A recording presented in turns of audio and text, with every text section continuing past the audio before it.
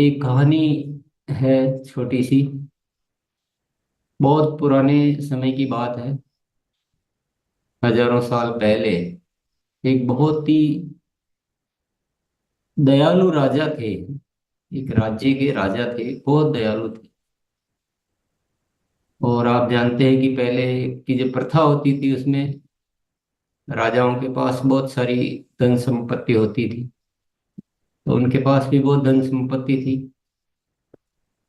पर क्योंकि वो दयालु थे तो उनका मन हुआ कि मेरे राज्य में कोई भी भूखा नहीं सोना चाहिए, कोई तकलीफ में नहीं रहना चाहिए, सब लोग बड़े अच्छे से रहें।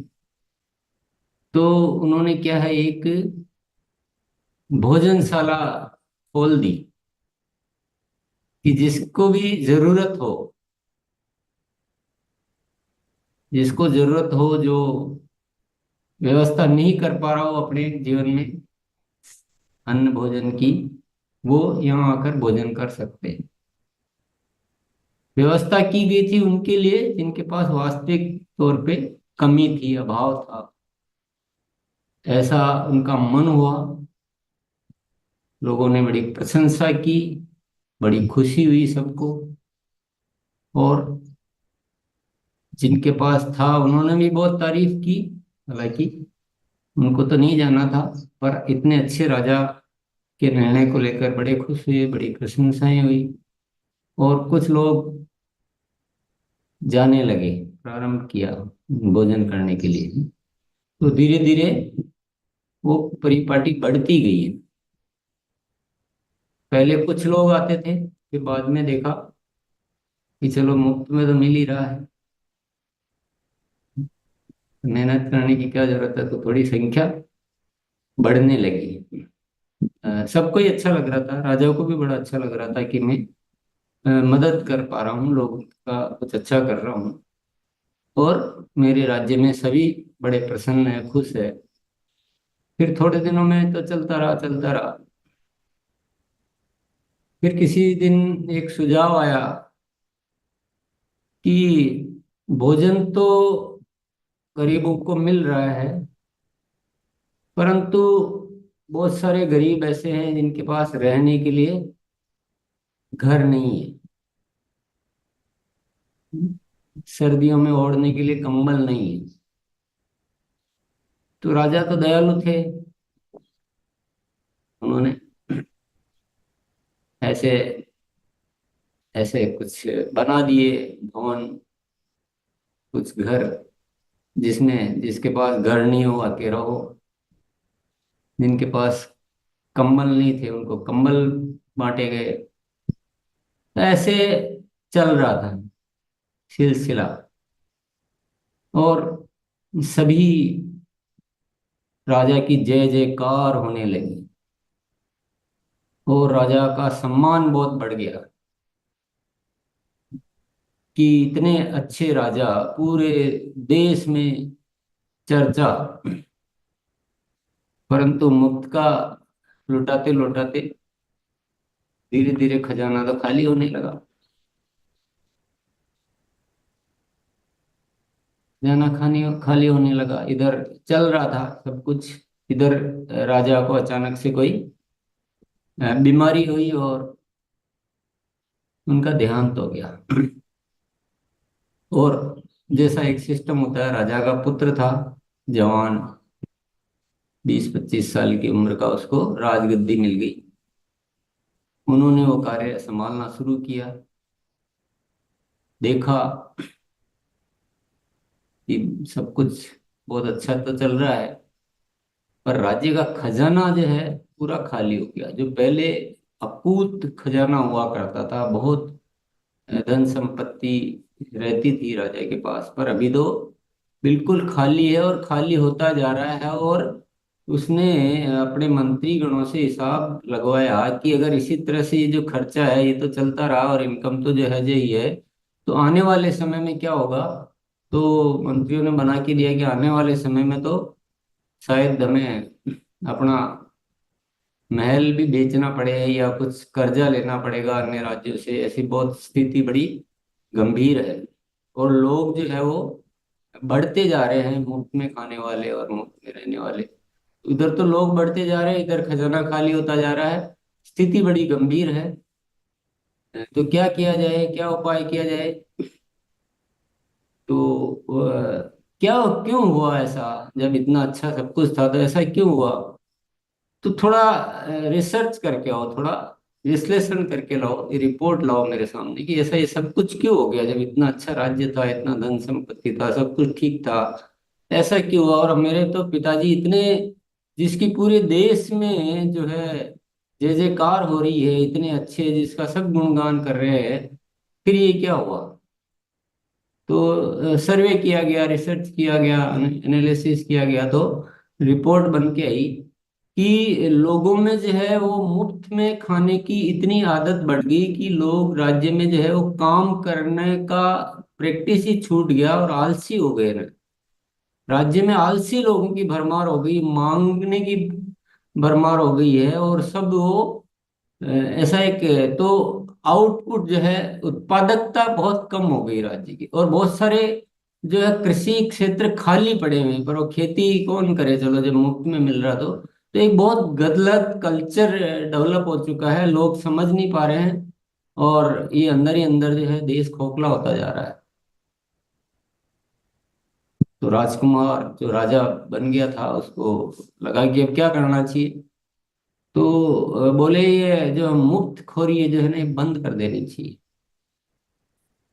ये तो सबको घोषणा कर दी गई भी, आप ये 1 महीने के भीतर भीतर आप सब अपनी व्यवस्थाएं कर लीजिए, ये आगे अभी चलने वाला नहीं है।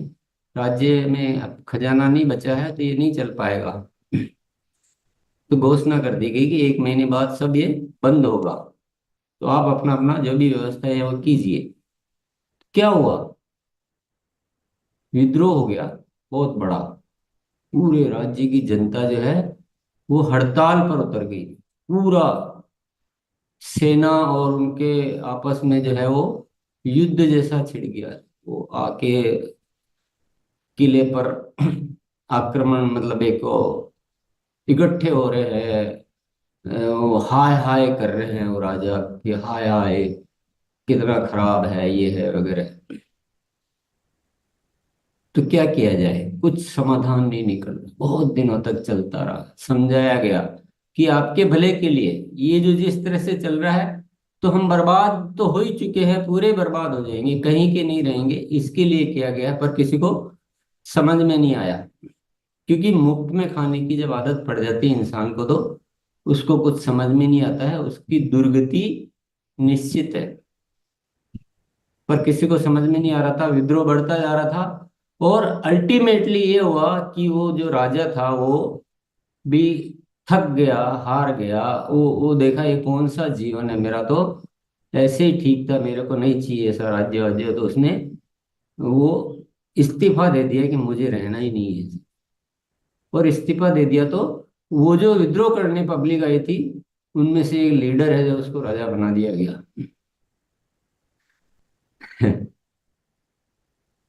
फिर फिर उसने कुछ, अब वो विद्रोही आदमी, नेगेटिव मानसिकता के, बिना सोच के आदमी जब ऐसा आते हैं, तो फिर उन्होंने सारे उल्टे सीधे डिसीजन लेना शुरू किया है। आपस में बंटवारे कर दिए गए कि एक ये वर्ग है, एक वर्ग है। टैक्स लगा दिया जनता पर बहुत सारा। तो जो दे सकते थे उन पे बहुत ज्यादा टैक्स लगा दिया, और लोगों को खुश करने के लिए, तुष्टीकरण करने के लिए उनको वापस से कुछ फ्री में देना शुरू कर दिया, और फिर अगेन वही जय जयकार होने लगी। और ऐसे ही कुछ चलते चलते, अब इस कहानी को मैं बहुत ज़्यादा लंबा नहीं ले जाना चाहूँगा, पर फिर वो कभी वो लीडर आ रहा है, फिर वो दूसरा लीडर आके बोल रहा है कि नहीं, ये जो आपको मुफ्त में दे रहा है तो बहुत कम है, अब की बार मेरे को चुनो, मैं आपको इससे ज़्यादा मुफ्त में दूंगा। ये तो केवल आपको भोजन और कंबल ही दे रहा है, मैं आपको अच्छे घर भी दूंगा, आपको मोबाइल फोन भी दूंगा, आपको मोटरसाइकिल भी दूंगा, और ऐसे ये चलते चलते चलते फिर ये सारी व्यवस्था अव्यवस्था हो गई, पूरा बर्बादी का एक वातावरण बन गया, और सब कुछ देश में लूट खसोट, क्योंकि वो सर जो राज्य ही ऐसा हो गया, और उसके चापलूस करता ऐसे पैदा हो गए, उनको पूरी छूट है कि जाओ तुम कुछ भी करो, जनता को लूटो। और अब मुझे कुछ कहने की जरूरत नहीं है कि क्या होता है, पर सत्य क्या है? सत्य क्या है कि जब इंसान को मुफ्त में खाने की, दूसरों का हक के खाने की, बिना मेहनत किए जीवन में 4 दिन भी गुजरते हैं, वो अभिशाप होता है। बिना संघर्ष किए जिसको जीवन जीना पड़ जाता है, वो अच्छा नहीं है, वो बहुत बुरा है।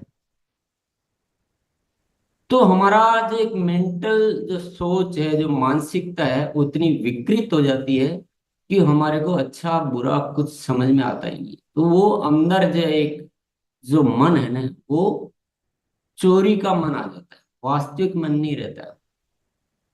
इंसान इंसान रहता ही नहीं है। और वही जो इस राज्य में हुआ कि राजा ने, तो दयालु राजा था, अच्छा कुछ समझ के किया, पर उसने अच्छा कुछ किया नहीं है हकीकत। जिसको दुनिया अच्छा समझ रही थी, वो अच्छा था नहीं। जिसको वह अच्छा समझ रहा था, वह अच्छा था नहीं। ये बहुत बुरा था। हमारे साथ भी यही हो रहा है।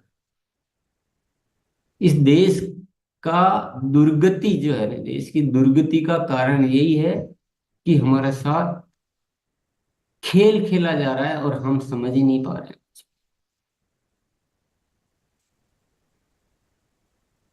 हम समझ ही नहीं पा रहे हैं कुछ। और आरसीएम ने एक नया रास्ता दिया है कि मेहनत करो, कठिन काम करो, आसान मत करो, संघर्ष करो जीवन। तो आपका अंदर का मानव जो है वो जागृत होगा, और आप सब कुछ कर सकते हो। मुफ्त का खा के जो उस राज्य में थे, तो भोजन कर सकते थे, रह सकते थे जैसे तैसे, लेकिन जो मेहनत करके करता, तो वहां पर भी उस राज्य में भी धनी लोग थे जो मुफ्त का नहीं खाते थे, जो मेहनत करते थे। तो मुफ्त में तो जीने का सहारा मिल सकता है, लेकिन मेहनत करोगे तो असली जीवन मिल सकता है। और असली जीवन खुद की मेहनत से मिल सकता है, पराये सहयोग से नहीं मिल सकता।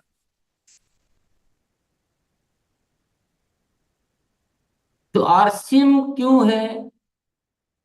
आरसीएम इसलिए है कि हम मेहनत करना सीखें, हम अंदर से प्रेरित हों, हम अपने जीवन की वास्तविकता को समझें कि हम धरती पर आए पुरुषार्थ करने के लिए, भीख मांगने के लिए नहीं आए। और ये हमारी जो आदतें पड़ गई है, और हमें जो मिसगाइड किया जा रहा है, हमें जो दिग्भ्रमित किया जा रहा है, सबके अपने अपने स्वार्थ है, सबकी अपनी अपनी व्यवस्थाएं हैं, सबकी अपनी अपनी मजबूरी है, पर आपकी कौन सी मजबूरी है? आप क्यों किसी की बातों में आते हो? मैं आपको कहना चाहता हूं, अगर आपको गैस सिलेंडर में सब्सिडी मिलती है, मैं कहता हूं मत लो। आपको बिजली मुफ्त में मिलती है, मत लो, मना कर दो, नहीं चाहिए हमें। आपको अनाज मुफ्त में मिलता है, आपको और कोई मिलता है, कभी मत लो। मैं आपको गारंटी देता हूं, अगर आप जिस दिन ये चीजें छोड़ना सीखोगे, छोड़ोगे कितने की? आप 1000 रुपए की, 2000 रुपए की, लेकिन आप प्राप्त करोगे वह करोड़ों की दौलत के समान होगा वो, क्योंकि आपका आत्मसम्मान को कोई चुरा के ले जा रहा है, और आप आत्मसम्मान बेचे जा रहे हो। अंदर का जो असली मानव जो है ना, जो मानवता है, जो इंसानियत है, जो पुरुषार्थ है, इंसान धरती पर पुरुषार्थ करने के लिए आया है। और जिस दिन वह इंसान पुरुषार्थ करना भूल जाता है, वह चवन्नी में बिक जाता है, वो बेमोल हो जाता है, वह वस्तु बन जाता है, दूसरों के उपभोग की वस्तु। क्या यही बनाना है? यही जीवन है? नहीं। अपने आत्मसम्मान को जिंदा रखो, पुरुषार्थ को गहना मानो अपने जीवन का, और संघर्ष को उपलब्धि मानो। संघर्ष से निखार आता है। संघर्ष करना कोई बदकिस्मती नहीं है, संघर्ष करना खुशकिस्मती। और अपने बच्चों को कभी भी आसान रास्ते मत दो जिंदगी, खुद को संघर्ष करने दो। आपके पास कितना भी हो, उनको आसान रास्ता मत दो। खूब उनको ऐसी स्थिति में डाल दो कि वो बिना हाथ पांव मारे उस स्थिति से बाहर ही नहीं आ पाए। ये असली देना है।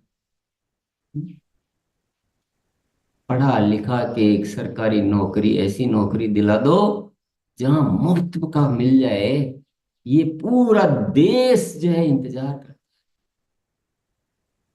कि करना ना पड़े, बस बैठे बैठे खाने को मिल जाए और रिश्वत मिल जाए और जीवन चल जाए। ये क्या आकांक्षा है? ये कौन सी तमन्ना लेके इस धरती पर इंसान जी रहा है? जरा ख्याल कीजिए, जरा अपने जमीर को जागृत कीजिए। अगर आप दो भाई हो, चार भाई हो, और आपको पिता की पैतृक धन संपत्ति में बंटवारे की बात आती है, तो या तो आप कह दीजिए कि मुझे नहीं चाहिए, आप तीन रख लीजिए, आप दोनों रख लीजिए, और या फिर आपकी इच्छा हो तो थोड़ा बहुत दो, जो मुझे मंजूर है, मुझे नहीं तो समझना है।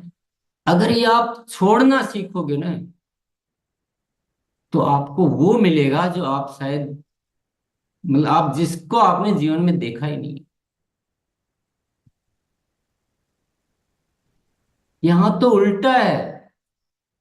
यहाँ भाई का भाई बराबर भी हो रहा है तो उसको लग रहा है कि मेरा, बोले मैं बड़ा हूं, मैंने मेहनत ज्यादा की है, मैंने तो कमाया है, तो मुझे ज्यादा हिस्सा मिलना चाहिए। कोई किस लिए लड़ रहा है, कोई किस लिए लड़ रहा है, बोले मुझे वो मकान चाहिए। अरे पूरे देश में करोड़ों मुकदमे जो है भाइयों के लड़ाई के चल रहे हैं। लड़ने के लिए पुरुषार्थ है हमारे अंदर, लड़ने के लिए बहुत एनर्जी है, लड़ने के लिए बहुत तिकड़म तरकीबें हैं, लेकिन पुरुषार्थ करते समय तो हम अपने आप को सरेंडर कर देते हैं कि मुझे नहीं आता है, मुझसे नहीं होता है, मैं नहीं सीख सकता। लड़ना सीख सकते हो, छीनना सीख सकते हैं, मांगना सीख सकते हैं। पुरुषार्थ करने की बात आती है तो हाथ सरेंडर कर।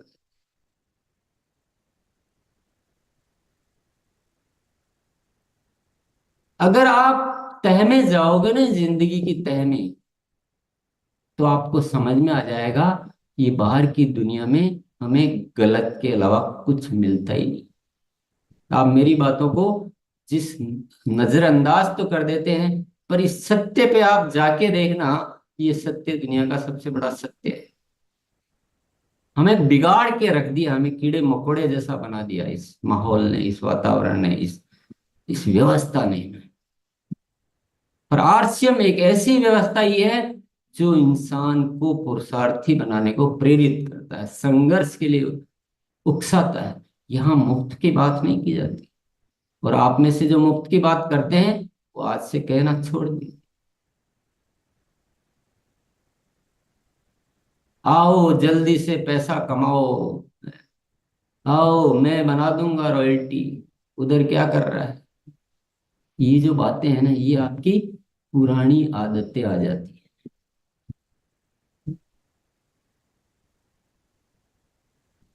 कठिन काम करो। आरसिम आसान है क्या? मैं कहता हूं नहीं। सक्रियता के 21 सुनहरे नियम आसान है क्या? नहीं आसान। क्यों चाहिए आसान? हम्म? बर्बाद होना है इसलिए चाहिए आसान। जीवन को विकृत करना है, आसान कम काम करने से सड़ जाता है, ये जिंदगी सड़ जाती है। लोहे के औजार को अगर आप इस्तेमाल नहीं करो तो उस पे बड़े बड़े जंग आ जाता है, और उसके आधे हिस्से को इस्तेमाल करोगे तो आधा ठीक रहेगा, आधे पे जंग आ जाएगा। लेकिन उसका पूर्ण इस्तेमाल करोगे तो वह ऐसा चमचमाट करेगा।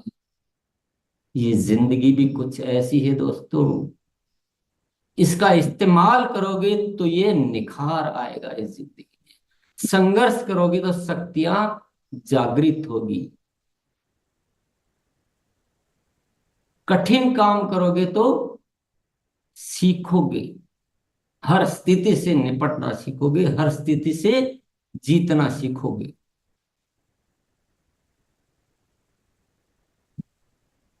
तो वास्तविकता क्या है? सत्य बहुत कड़वा होता है, सत्य बहुत कड़वा होता है। लेकिन आपको झूठ अच्छा लगता है तो झूठ बोलना शुरू कर दें, ये हो नहीं सकता। सत्य का पुजारी दूसरों को खुश किसमें मिलती है, उसकी तारीफ किसमें होती है, वह चिंता नहीं करता है। सत्य का पुजारी सत्य ही बोलता है, दुनिया माने न माने, दुनिया सुने न सुने, सत्य सत्य है। और मैं जो बोल रहा हूं, इस सत्य में कोई माई का लाल इनकार नहीं कर सकता। और जो भी इस देश में व्यवस्था चल रही है, जिनको हम अपने कर्णधार मान रहे हैं, जिनकी पूजाएं करते हैं, जिनको हम हीरो मानते हैं, वो किसी न किसी व्यवस्था से मजबूर है। उनको वैसा ही करना पड़ता है, पर आरसीएम मजबूर नहीं है। आरसीएम एक स्वतंत्र व्यवस्था है जो एक सत्य को लेकर आपके सामने पेश हुई है।